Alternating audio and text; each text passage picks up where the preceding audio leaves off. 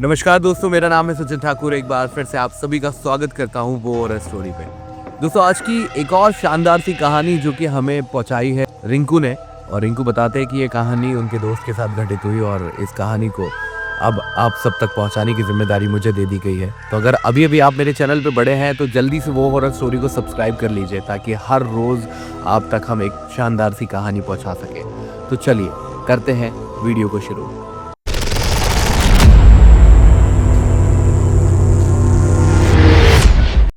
दोस्तों, एक लड़का है दिव्यांशु नाम का जिसके माता-पिता नहीं है।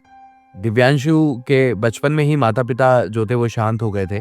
मतलब दिव्यांशु की एज उस टाइम होगी 8 या 9 साल के आसपास, तब उसके माता-पिता एक एक्सीडेंट में उनकी डेथ हो जाती है। वो एक शहर से दूसरे शहर बस से जाते हैं और वो बस अचानक से खाई के अंदर गिर जाती है और उसमें उसके माता-पिता और बहुत सारे सवार व्यक्तियों की जान चली जाती है। दिव्यांशु तब से ही माता-पिता के बगैर रहने लगे थे, उनके मामा के पास वो रहते थे। अब मामा उनके बहुत ही अच्छे थे, उन्होंने उन्हें पढ़ाया, लिखाया, सारी चीज़ें मतलब अच्छा काबिल बनाया। और दिव्यांशु के जो मामा और मामी थे, उनके कोई बच्चे नहीं थे। तो दिव्यांशु को उन्होंने बिल्कुल अपने बेटे की तरह ही पाला है, उसकी हर एक खुशी का उन्होंने पूरा ध्यान रखा है और उन खुशियों को मद्देनज़र रखते हुए ही उन्होंने उसे पढ़ाया, लिखाया और एक काबिल इंसान बनाया। लेकिन फिर एक बार वो घटना घटी। एक बार दिव्यांशु के मामा-मामी एक शहर से दूसरे शहर जा रहे थे और वहाँ आई हुई थी बहुत लपक के बाढ़। और एक छोटी पुलिया थी जहाँ से कई सारे लोग इसी तरफ पुलिया के खड़े थे। लेकिन दिव्यांशु के मामा माने नहीं और अपनी कार को वो उस पुलिया को पार करने के लिए आगे बढ़ा देते हैं। कार थोड़ी दूर तक तो आराम से चलती है, लेकिन वो कार उस बाढ़ के अंदर इस तरह से बहने लगती है मानो जैसे कोई माचिस की तिली हो। और दिव्यांशु के मामा और मामी की भी वहां मौत हो जाती है। इस समय तक दिव्यांशु जो थे वो अपना कॉलेज कंप्लीट कर चुके थे और पढ़ाई लिखाई में ये बहुत हुनार भी थे। लेकिन अब एकमात्र सहारा मामा मामी का वो भी इनके हाथ से छिन गया था। अब ये बिल्कुल अकेले हो गए थे। हालाँकि बहुत ही अच्छे संस्कार दिए थे मामा-मामी ने, किसी तरह की कोई गलत आदत नहीं थी, कोई भी ऐसी बुरी हैबिट कभी इन्होंने पाली ही नहीं। मामा-मामी हमेशा इनका बहुत अच्छे से ख़्याल रखते थे। इन्हें पता था कि ये मेरे माँ-बाप नहीं है, लेकिन कभी भी इन्होंने उनको ऐसी फीलिंग नहीं आने दी कि आप मेरे मामा-मामी हो, मेरे माँ-बाप नहीं हो। ये भी उन्हें बिल्कुल वैसे ही प्यार करते थे। अब मामा-मामी के जाने के बाद एकदम मुसीबत का जो पहाड़ था वो इनके ऊपर टूट पड़ा। आप भी जानते हैं दोस्तों, अगर आपके सर पे किसी का हाथ नहीं है तो आप बिल्कुल अकेले पड़ जाते हो। ऐसे ही ये भी अकेले पड़ गए थे। लेकिन इन्होंने फिर भी कभी कोई गलत आदत नहीं पाली थी। इन्होंने अपनी कुछ पढ़ाई को कंटिन्यू करते गए और धीरे-धीरे ये अकेलेपन में इतने रहने लगे कि इन्होंने लोगों से बात करना भी छोड़ दी। जो कुछ एक इनके मित्र थे, हालाँकि बहुत ज़्यादा दोस्त ये शुरू से नहीं बनाते थे, थोड़े सहमे-सहमे से ही रहते थे और इन्होंने मामा-मामी के जाने के बाद दोस्ती, यारी सब कुछ खत्म कर दी। अपनी पढ़ाई पे ध्यान रख दिया। इन्होंने अपनी पढ़ाई भी कंप्लीट करी और इन्हें एक बहुत अच्छी कंपनी में जॉब मिल गई, प्राइवेट जॉब थी ये। अब दिव्यांशु रोज़ ऑफ़िस जाते, ऑफ़िस से घर आते। हालाँकि ये जॉब जो मिली थी ये इनके शहर से काफ़ी ज़्यादा दूर थी, क्योंकि जिस शहर में ये रहते थे वो काफ़ी छोटा शहर था। तो ये एक दूसरे शहर में जाकर के रहने लगे थे। वहाँ रेंट पे रहते थे। हालाँकि इनके मामा-मामी के पास इनका उनका पर्सनल घर था। लेकिन इन्होंने उस घर को खाली किया और जॉब के चलते ये वहाँ जाकर के रेंट पे रहने लगे थे। रेंट पे रहते-रहते इनके घर के सामने एक अंकल आंटी और रहते थे, उनकी भी काफ़ी एज हो गई थी। उनके जो बच्चे थे वो फ़ॉरेन के अंदर जॉब कर रहे थे, तो वो बिल्कुल अकेले थे। दिव्यांशु किसी से ज़्यादा बात नहीं करता था, लेकिन अंकल को उसने कई बार टहलते हुए देखा था, आंटी को टहलते हुए देखा था।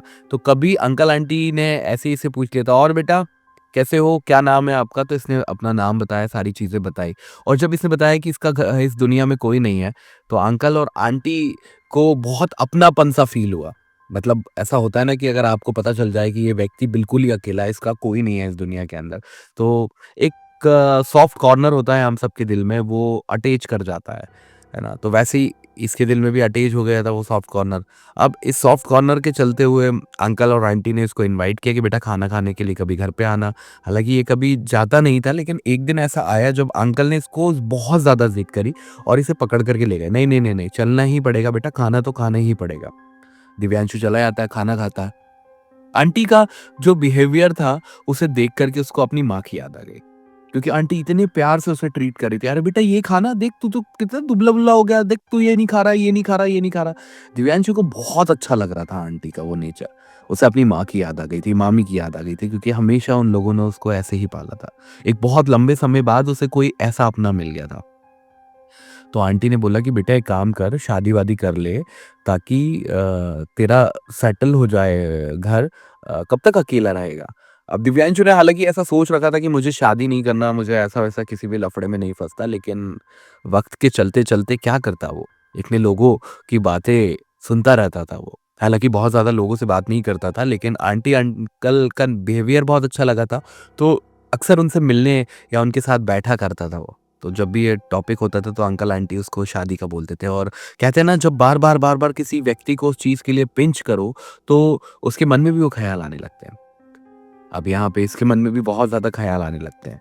अब इसके ऑफ़िस में ही एक लड़की थी, बहुत ज़्यादा क्यूट थी, और इसको अपने टाइप की लगती थी, थोड़ी-सी सहमी-सी रहती थी, अपने आप में ही रहती थी।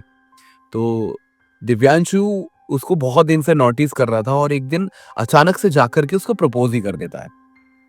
वो एकदम से घबरा जाती है, और ये बात वो जाकर के अपने बॉयफ्रेंड को बता देती है। अब उसे ये नहीं पता था दिव्यांशु को कि इसका कोई बॉयफ्रेंड भी हो सकता है, क्योंकि जिस हिसाब से वो रहती थी, दिव्यांशु को लगा था कि शायद ये सिंगल होगी। पर जब उसके बॉयफ्रेंड को ये पता चलता है, तो वो आकर के दिव्यांशु की अच्छे से धुनाई कर देता है, और ऑफ़िस में आकर के ही वो दिव्यांशु को 2 तमाचे जड़ देता है। और दिव्यांशु इस बेइज्जती को सहन नहीं कर पा रहा था। हालाँकि दिव्यांशु ने उस लड़की को भी बोला कि अगर आपका कोई बॉयफ्रेंड था तो आप मुझे बोल सकती थी, मैं आपको परेशान नहीं कर रहा था, मैंने सिर्फ़ आपको प्रपोज़ किया था। लेकिन इसकी जो ऑफ़िस के अंदर बेइज्जती हुई थी, इसको ये सहन नहीं कर पा रहा था। ये बहुत ज़्यादा सहमा-सा रहने लगा था, डरा-डरा सा रहने लगा था। इससे कोई कुछ बात करता था, ये किसी से कुछ बात नहीं करता था। अंकल-आंटी के घर जाना छोड़ दिया था, अपने आप में ही रहने लगा था। ऐसे ही चलते कुछ महीने बीत गए। ऑफ़िस वाले भी अब इसे बहुत ज़्यादा एंटरटेन नहीं करते थे। हालाँकि शुरू-शुरू में उन्होंने जाकर के बात करी, सबको पता था कि यार ये बहुत ज़्यादा गिल्टी फ़ील कर रहा है, इसको शायद कुछ बुरा-सा लगा है, लेकिन उस बुरा लगने के बाद ये खुद रिकवर नहीं करना चाह रहा था, तो ऑफ़िस वालों ने सोचा कि यार जब ये खुद ही किसी से बात नहीं करना चाह रहा, तो हम इससे कैसे बात करें? अब ये सारी चीज़ें हो ही रही थी। दिव्यांशु भी अपनी ज़िंदगी में वापस आने लगा था। तभी एक दिन दिव्यांशु को एक लड़की और दिखती है जो बहुत ही क्यूट होती है, लेकिन दिव्यांशु अभी तक लड़कियों से दूर भागने लगा था। उसे पता नहीं था कि कोई लड़की सिंगल है या डबल है, कैसा है, क्या है, उसको कुछ भी नहीं पता था। अब ये इस लड़की से देखता ज़रूर था, लेकिन चुप-चुप करे देखता था। लेकिन एक दिन उस लड़की ने नोटिस कर लिया। वो खुद चल कर के दिव्यांशु के पास आती है। वो उसके ऑफ़िस में ही शायद काम करती थी, दिव्यांशु को एग्ज़ैक्ट नहीं पता था, ये बहुत बड़ा ऑफ़िस था और कई सारे अलग-अलग डिपार्टमेंट्स थे, तो कोई एक-दूसरे को बहुत ज़्यादा बेहतरीन तरीके से नहीं जानता था। अब उसने खुद आकर के दिव्यांशु से बात करी। हाय, मेरा नाम प्रतीक्षा है। आप तो दिव्यांशु बहुत सहमा हुआ था, वो बात नहीं करता उससे। तो दिव्यांशु कुछ नहीं बोलता, तो वो बोलती कि नहीं, मैंने नोटिस किया आप मुझे देखते हो। दिव्यांशु घबरा जाता है, नहीं, नहीं, नहीं, नहीं, मैंने नहीं देखा आपको, मैं ऐसा नहीं, आप गलत मत समझो। वो बोलती है, अरे इट्स ओके यार, इट्स कॉमन बात है, बहुत लड़के देखते हैं।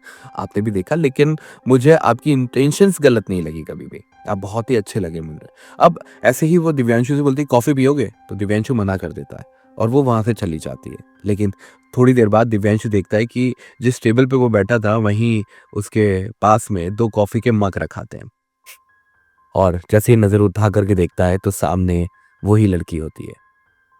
अब उससे वो बात करने लगती है कि कैसी हो, क्या हो, ये वो, पर दिव्यांशु कुछ बोलता नहीं है। वो बोलती है, अरे यार इट्स ओके, सारी चीज़ें कुछ हुआ है क्या आपके साथ? दिव्यांशु को हालाँकि अंदर से अच्छा लग रहा था, वो बात करना चाह रहा था, लेकिन दिव्यांशु वहाँ से उठ कर के चला जाता है। तो बोलती है, अरे कॉफ़ी तो पी जाओ यार, मैंने पैसे खर्च करे हैं। अब दिव्यांशु उसका कोई जवाब नहीं देता और चला जाता है।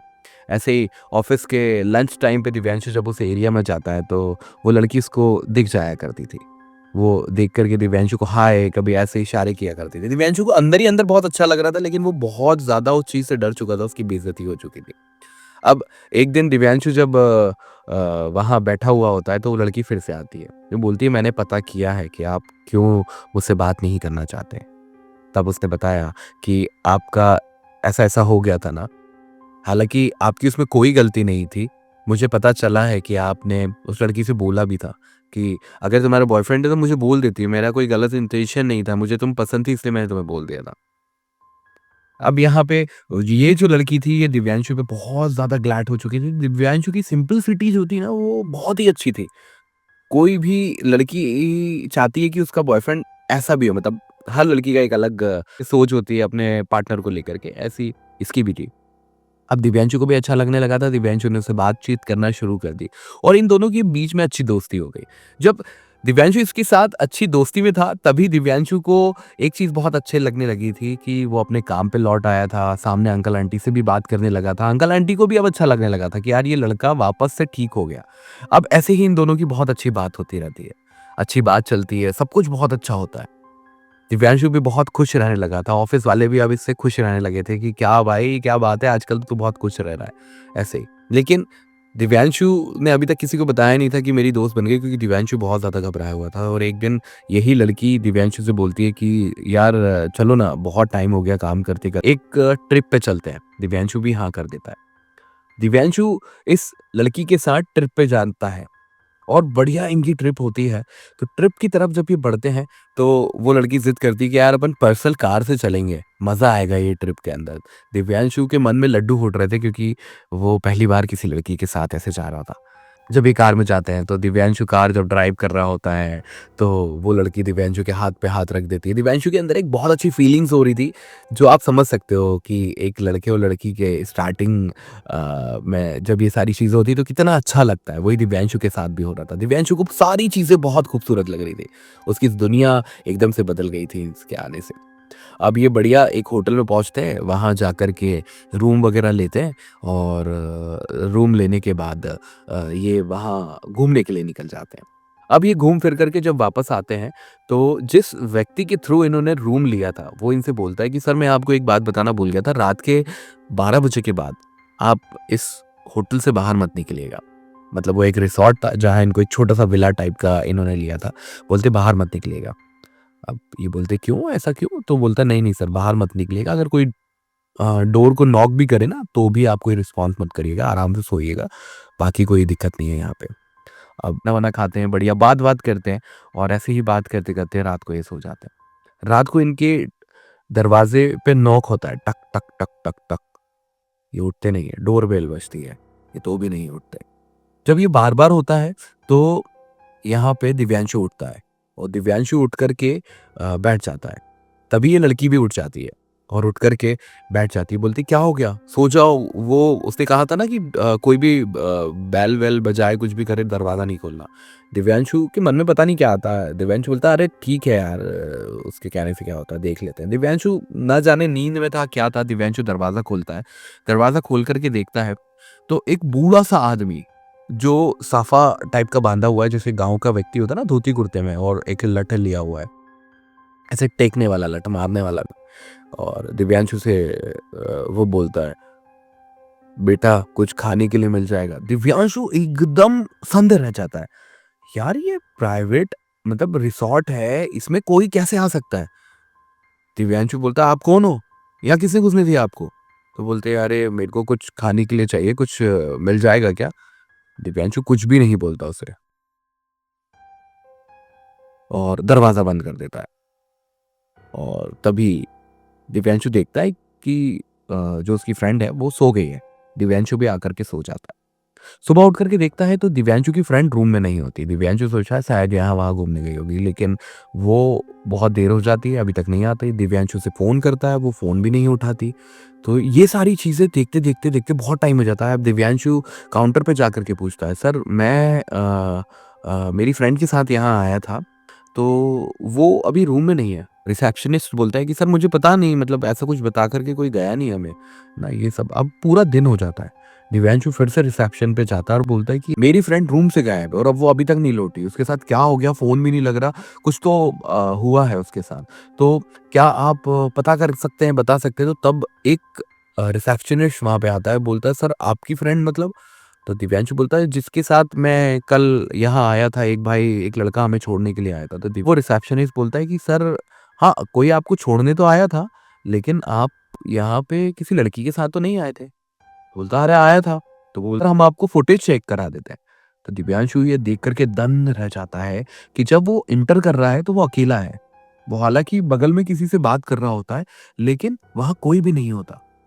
दिव्यांशु ये सब देख करके संद रह जाता है, पागल हो जाता है। उसको समझ में नहीं आता कि ये क्या हुआ, कैसे हुआ ये मेरे साथ। मतलब मैं आया था यार, किसी के साथ तो था, मैं कोई था मेरे साथ, ये कैसे हो सकता है मेरे साथ, मेरे को समझ में नहीं आ रहा।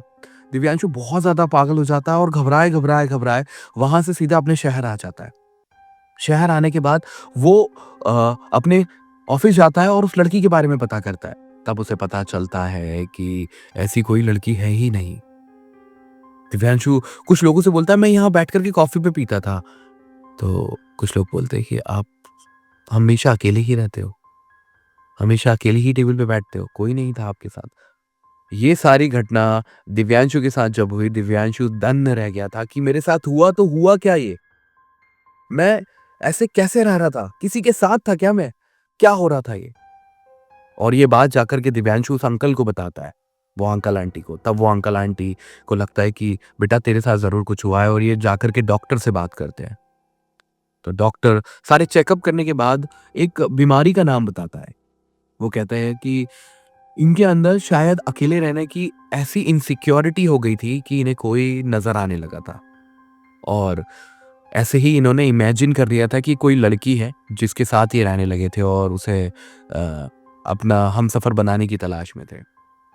अब ये कहानी हम तक पहुँचाई जिसने, उसने यही बताया कि दिव्यांशु के साथ ये रियल इंसिडेंट हुआ था या डॉक्टर की बात सही थी। ये तो वो यही जाने कि क्या हुआ था। लेकिन उसके बाद दिव्यांशु वापस से अपनी ज़िंदगी में वैसा ही हो गया था, जैसा वो पहले रहा करता था। अब दिव्यांशु किसी पे भी भरोसा नहीं करता था। अब उसे कोई दिखता था तो वो जानना चाहता था कि ये नया पर्सन है कि नहीं है, तो उसकी पूरी डिटेल में लग जाता था। वैसे तो वो बात ही नहीं करता था, लेकिन जब कोई उसके क्लोज़ आना चाहता था तो वो इस तरह से सोचता था। ऐसा कैसे हो सकता है, किसके साथ हो सकता है, ये तो वो ही इंसान समझ सकता है जिसके साथ कुछ इस टाइप की घटना हुई हो। अगर आपके पास भी कोई ऐसी कहानी है तो मुझ तक पहुँचाइए, मैं वो सारी कहानी आप सभी लोगों तक पहुँचाऊँगा। आप भी सतर्क रहिए, हो सकता है कि शायद आप भी किसी चीज़ से बहुत ज़्यादा इनसिक्योरिटी फ़ील कर रहे हो और ऐसी ही कोई घटना आपके साथ हो जाए। और देखते रहिए वो हॉरर स्टोरी। जय श्री राम।